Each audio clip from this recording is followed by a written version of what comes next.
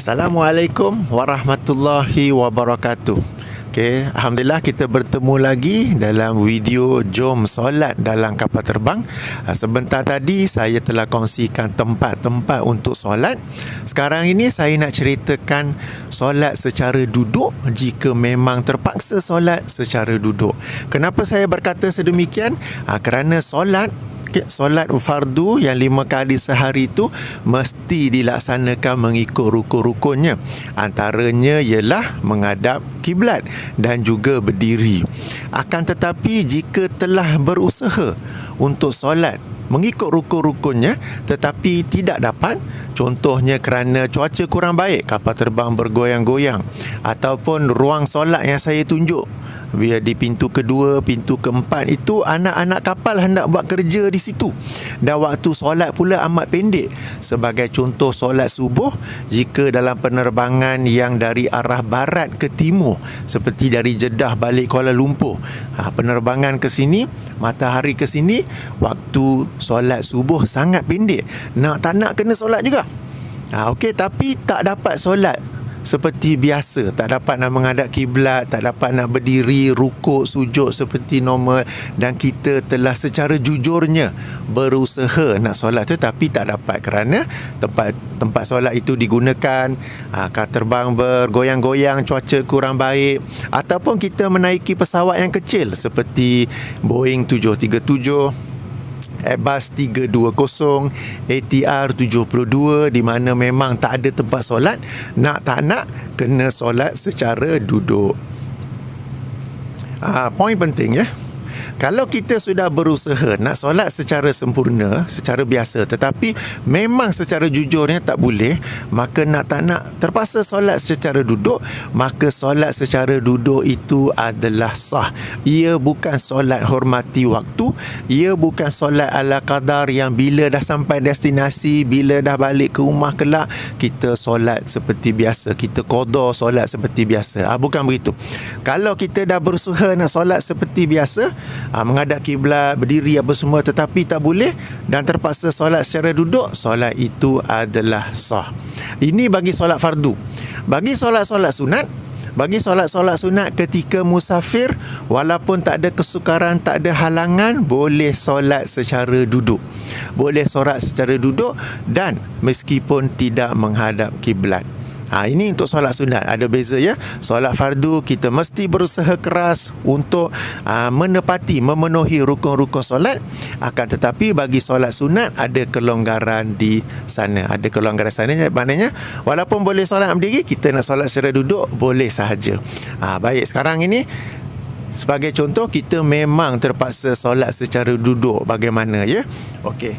Jadi mikrofon ni saya terpaksa klip di sini. Satu poin penting lupa pula. Poin penting ialah video ini saya buat dalam pesawat Airbus 330 milik Malaysia Airlines, dan saya sendiri seorang juruterbang bersama Malaysia Airlines. Akan tetapi walau bagaimanapun, namun begitu, video ini adalah atas kapasiti peribadi. Maknanya video ini peribadi, pandangan-pandangan, hukum-hukum fiqah yang saya terangkan adalah dari pandangan ataupun kajian peribadi saya. Ia bukan video rasmi Malaysia Airlines. Jadi jika ada apa-apa soalan, kritikan, pandangan, boleh sampaikan kepada saya di ruangan komen, bukan kepada customer service Malaysia Airlines ya. Baik, ini video peribadi saya. Okey, sekarang ini katakanlah kita memang terpaksa semuanya duduk, jadi saya kena klip mikrofon ini, dan audio kurang baik sebab dalam kapal terbang memang ada bunyi enjinnya, bunyi kapal terbangnya apa semua tu ya.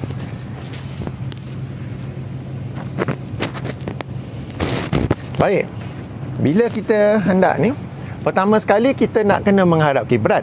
Tapi bila dah duduk, kita tak boleh nak menghadap kiblat. Katakanlah kiblat di sebelah kanan. Okey, dah tanya dah juruterbang, kiblatnya 3 o'clock. 3 o'clocknya maknanya sebelah kanan. Kalau 9 o'clock, sebelah kiri. Kalau nampak terbalik, sebab saya punya phone kamera ni forward facing, dia terbalik. Okey. Jadi ada pandangan yang berkata bila takbir itu, kita takbir menghadap kiblat.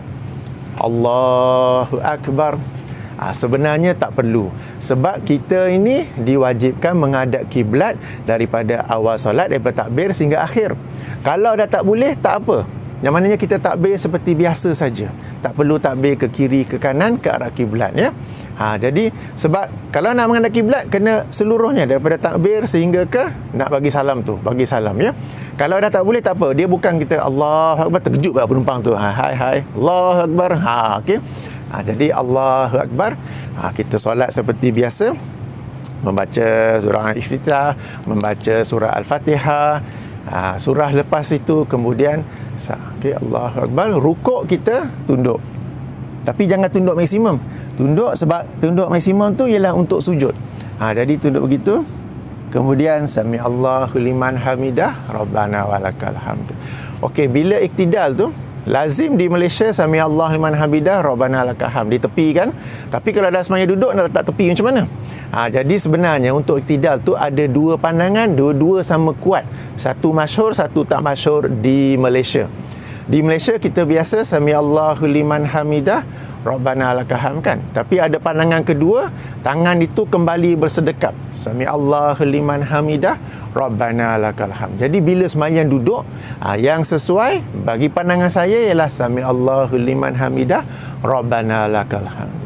Kemudian bila kita sujud, jadi sujud tu pastikan kita lebih rendah daripada rukuk sebenarnya tadi. Lebih rendah lagi. Kalau rukuk tadi sampai sini, sujud tu lebih rendah lagi. Okey. Duduk di antara dua sujud.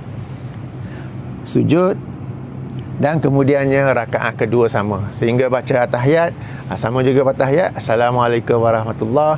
Assalamualaikum warahmatullahi. Jadi solat ini secara duduk adalah sah. Jika kita sedang solat, tiba-tiba goyang yang kuat, maka kita pun pegang sekejap. Walaupun tengah duduk tapi panik ke, tak biasa naik kapal terbang ke apa, kita pun pegang sekejap. Dah tenang tu kita pegang balik. Tidak mengapa. Pergerakan yang terpaksa dalam rangka memelihara kesempurnaan solat adalah dibolehkan, ya. Adalah dibolehkan. Baik. Jadi itu poin penting. Baik, contoh yang lain pula, katakanlah kita sedang sembahyang duduk dan depan saya ni kosong sebab saya nak tunjuk dalam video ni. Katakanlah depan ini ada kerusi dan penumpangnya pula recline kerusinya ke belakang kan kerusi tu. Sampai-sampai kalau orang yang saiz besar macam saya ni 6 footer, 6 kaki 1 inci tinggi, ya. Okey, kalau nak rukuk nak sujud tu tak boleh, dah langgar dah tu. Okey, kalau member sebelah kita boleh, bro boleh depan sikit kerusi tak? Tapi kena pula orang tak kenal ke apa, dia pun dah tidur berdengkur ke apa ke, kita nak suruh dia tegak kat kerusi tak boleh. Maka tak mengapa, rukuk dan sujud tu kita bongkok sedikit saja. Maknanya bila nak rukuk sedikit saja, kemudian nak sujud lebih sikit. Nak sujud penuh tak boleh sebab dah kena kerusi hadapan. Okey, jadi kita rukuk sedikit dan sujud sedikit. Ini apa nak kata, sekadar yang boleh. Baik, macam sekarang ini ada banyak ruang kan, kita boleh sujud penuh. Tapi kalau ada kerusi hadapan di kelas ekonomi, kena pula badan besar, kena pula orang depan recline kerusi ke belakang, kita boleh tunduk sedikit je. Jadi rukuk sedikit, bila sujud lebih sedikit. Ini cara solat ketika sedang duduk. Tapi poin penting yang saya nak tekankan, ya, sebab sebahagian penumpang ada yang take it for granted. Mereka tidak berusaha langsung untuk solat seperti biasa, terus-terus hendak solat secara duduk saja. Padahal ruang solat seperti di pintu nombor 2, pintu nombor 4 adalah kosong dan boleh solat di sana. Mereka saja tak nak solat, mungkin kerana malu ke, mungkin kerana tak biasa ke, mungkin kerana first time ke. Padahal cuaca baik. Padahal anak-anak kapal tidak buat kerja di situ. Ya.